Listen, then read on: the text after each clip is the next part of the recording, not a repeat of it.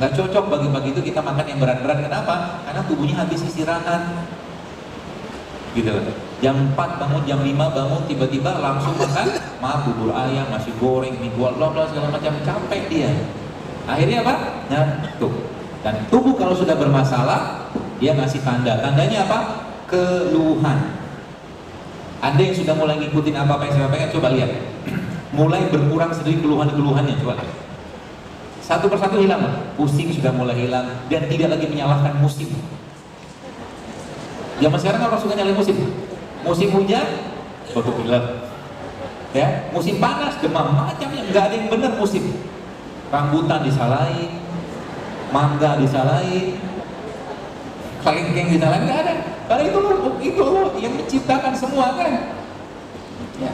Kalau udah ngikutin ritmenya alam ini, waktunya tidur, tidur, waktunya makan, makan, waktunya puasa, puasa, selesai. Waktunya malam, bangun, bangun malam. Gitu. Maka pasti sehat. Kata kuncinya apa? Semua syariat dalam Islam menyehatkan, tapi kita tidak mengerjakan yang utusnya. Kita mengerjakannya karena ketaatan dan kewajiban kita kepada Allah. Wudu saja, mungkin Bapak Ibu kalau Bapak baca beberapa tulisan tentang wudu, betapa di sini ada kuman di hidung kita, yang itu per 4-5 jam, ingat saya waktu itu saya baca itu bisa hilang dengan berwudu. Jadi orang berwudu itu pasti tidak akan kena sinus kalau wudunya benar seperti wudunya Nabi. Istinsyaq, ngirup air, gitu. Apalagi lihat, bagaimana Nabi SAW memberikan petunjuk kepada kita. Nabi bilang apa? Kalau tidak memberatkan umatku, kata Nabi SAW, maka kata Nabi, aku akan wajibkan mereka setiap habis berwudu bersiwak. Oh nggak berat. Sholat 5 waktu 5 kali. Ada yang itu 5, berarti 5 kali kita sehari minimal bersiwak. Kalau ngikutin siwak ya. Kemudian kalau tidak memberatkan umatku, kata Nabi SAW, maka aku wajibkan mereka setiap mau sholat mereka bersiwak. Sudah 10 itu. Artinya umat Islam ini harusnya menjadi umat yang paling bebas dari karies. Harusnya jangan ada sakit gigian. Kenapa? Siwak itu isinya semua bagian odol, sebagian besar ada pada siwak. Kayu siwak itu. Ya. Maka itu menjadi bagian daripada sunnah kenabian. Nabi pernah menceritakan bahwa ada 5 sunnah kenabian: wudhu, siwak, potong bulu kemaluan, potong kumis, sama berbekam, sama pakai minyak wangi. Sunnah kenabian. Itu dikerjakan Nabi kan? Itu sebab Nabi kita alaihi salatu wasallam paling suka dengan minyak wangi. Kata Nabi begitu. Maka bagi bapak-bapak nih di kantongnya atau di tas Anda, coba siapkan minyak wangi terus. Rasul tidak akan masuk ke rumah beliau alaihi salatu wassalam sebelum beliau bersiwak. Dia nggak mau ketemu istri beliau sampai beliau bersiwak dulu. Ada apa begitu? Bagaimana caranya supaya mulut tidak bau? Jangan makan yang asam-asam. Contoh yang asam apa? Bukan. Gula pasir itu asam. Sifat ya, bukan rasa. Gula pasir itu asam, tepung itu asam, minyak goreng itu asam, nasi putih itu asam. Okay. Tanda-tanda orang yang asam apa? Mulutnya bau, BAB-nya bau, kencingnya bau, pokoknya bau lah. Coba lihat kalau ada yang makan jengkol, apa yang terjadi dengan pipisnya? Bau kan? Karena jengkol itu asam, kuat banget asamnya. Ya. Kemudian durian. Coba lihat, maaf kalau yang makan durian berlebihan, coba lihat. Biasanya BAB-nya itu juga baunya menyengat karena durian itu asam. Udah asam, dia karbonya atau gulanya tinggi banget. Maka boleh makan durian. 1 potong, 2 potong. Ya. Lalu Anda ambil bijinya direbus, nah makan bijinya yang banyak, lebih sehat. Biji durian itu sehat. Ya. Jadi pada makan durian. Ya, sekali-kali boleh lah. Kalau Anda pengen tetap makan nasi, misalkan Anda, dok saya belum bisa tinggal nasi putih, gampang, saya kasih solusinya. Ya, solusinya gimana? Anda ambil bawang merah, bawang putih, cabai, kasih kurma, cabai nggak usah banyak-banyak. Anda kasih minyak zaitun, campurkan ke nasi tadi, maka nasinya akan penuh dengan serat dan enzim. Aman gitu. Enak juga. Kenapa perlu kurma? Asam amino lah kabarnya. Kurma itu asam amino luar biasa. Jadi kalau kita pengen makan nasi, bahkan gak usah banyak makan-makan ya. Ada katakanlah apa, nasi juga gak usah banyak-banyak, kasih sambal aja. Saya begitu polanya. Atau Anda bikin sambal sendiri. Sambalnya nanti isinya apa? Bawang putih ya, bawang putih, cabai rawit, garam, sama kurma. Diulek, nanti kasih zaitun sedikit, campurkan ke nasi Anda, itu the best. Rasanya juga akan enak dan Anda tetap aman gula darahnya, insya Allah. Asal yang banyak-banyak juga nasinya ya, seperti itu. Jadi toyib dari halal, dari toyib itu apa? Dimakan jangka panjang, tidak menimbulkan efek, itu toyib ya, aman. Makanya jadi kalau sering saya sampaikan, banyak orang bilang, dokter, herbal itu kerjanya lama ya? Bisa iya, bisa enggak. Jadi gini, kita bicara ini, kunyit aja, kunyit nih. Kalau Bapak Ibu baca penelitiannya, banyak banget penelitian tentang kunyit. Dia booster hormon bagi bapak-bapak ya. Kalau mau testosteron yang bertambah, minum kunyit. Tambahkan dengan habatus sauda. Ya. Dia juga punya anti aging, dia juga punya anti penuaan, kunyit. Makanya India adalah salah satu negara yang angka demensia atau pikunnya paling rendah di dunia karena tingginya konsumsi kunyit. Gitu. Jadi dia tadi toyib. Jadi bicara tentang herbal tadi, maka dia nih dalam satu bahan dia nih itu banyak sekali bahan-bahan aktifnya, tapi jumlahnya kecil, dikit. Ya, artinya apa?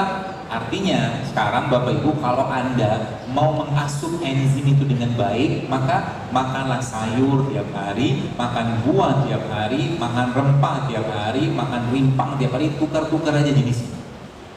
Tukar-tukar aja. Karena dalam mereka itu semua terkandung bahan bakunya untuk enzim badan kita itu asam amino. Yang menariknya lagi apa? Menarik lagi ternyata mereka ini loh sekalian.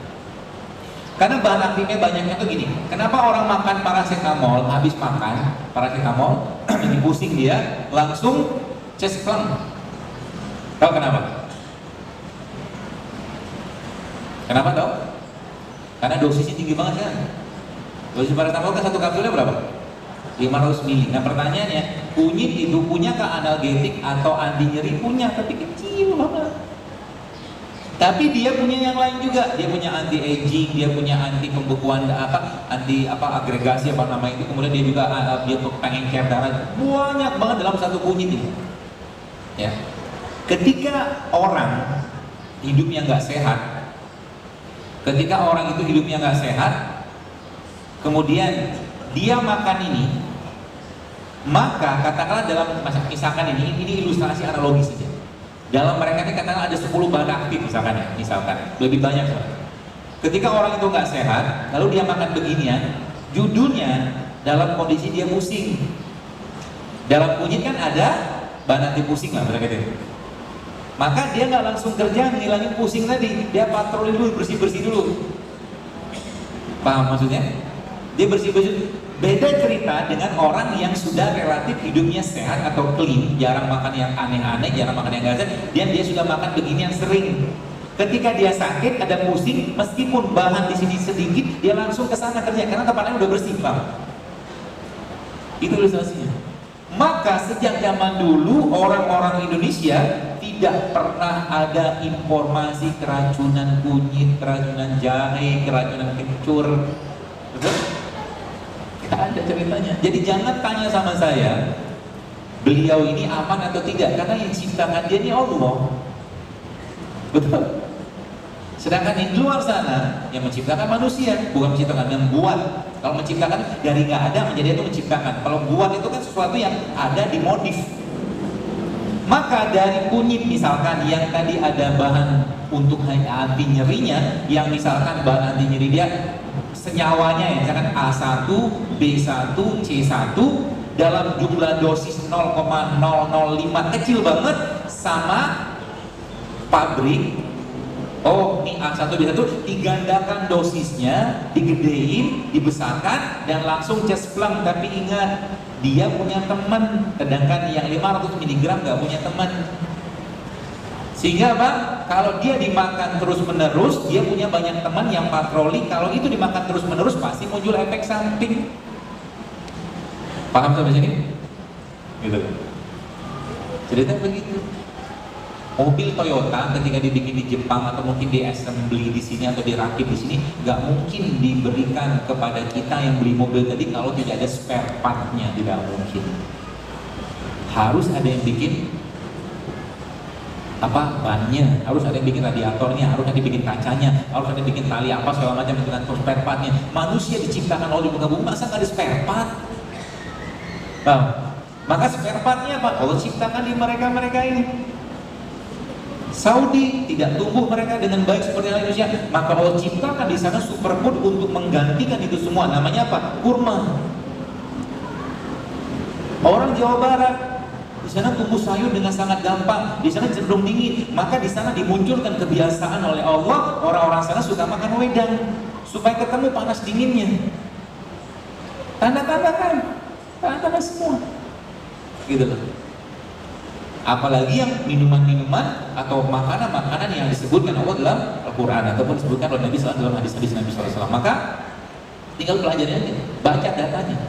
Lihat sesuatu itu jangan lihat dengan mata kepala, lihat dengan mata hati. Ada pohon kelapa di situ, daunnya panjang, ada buahnya di situ. Siapa yang susun? Allah yang susun. Ngelihat sesuatu itu dengan akidah, dengan iman. Bentuk mereka kayak begini, nggak beraturan, kan? Ada warna kuningnya. Maka Allah juga menciptakan tubuh kita ada tanda. Ketika livernya bermasalah, maka tubuh manusia tadi juga berwarna kuning. Maka dikasihlah orang zaman dulu kuning untuk orang hepatitis, orang penyakit liver, termasuk juga dengan temulawak. Siapa yang kasih insting itu ke mereka? Tuhan. Sains itu menjelaskan, gitu loh. Maka baca tanda-tanda tadi kepada Allah, baca tanda-tanda tadi dengan iman kita, ya. Jangan cuma baca dengan tadi mata kepala. Nanti kita capek sendirian. Apa susahnya Allah menyembuhkan kita dengan air? Kenapa nggak bisa? Karena iman kita tidak kita bina dengan itu. Gitu. Yang dibutuhkan adalah zaman sekarang itu, ya, kalau kita sekarang mau Indonesia ini sehat, haruskan, maka jawabannya adalah berapa banyak penduduk negeri ini yang bangun malam dan baca Quran. Itu aja kita tahu. Semakin banyak penduduk negeri ini yang bangun malam dan baca Quran, pasti sehat, insya Allah. Kenapa? Karena semua syariat menyehatkan, terutama syariat-syariat yang membutuhkan effort lebih. Orang lagi tidur dia bangun, ternyata lagi tidur, orang lagi tidur itu dia bangun, ternyata growth hormonnya bertambah. Orang itu bisa mendapatkan growth hormon yang luar biasa. Itu kan penelitian tahajud kayak begitu. Coba baca penelitiannya. Termasuk juga puasa Senin Kamis. Puasa Senin Kamis itu ada mereka nyebutnya 5-2 fasting, puasa 5-2. 2 kali seminggu berpuasa, tapi mereka nggak tahu bahwa Islam sudah mengajarkan itu.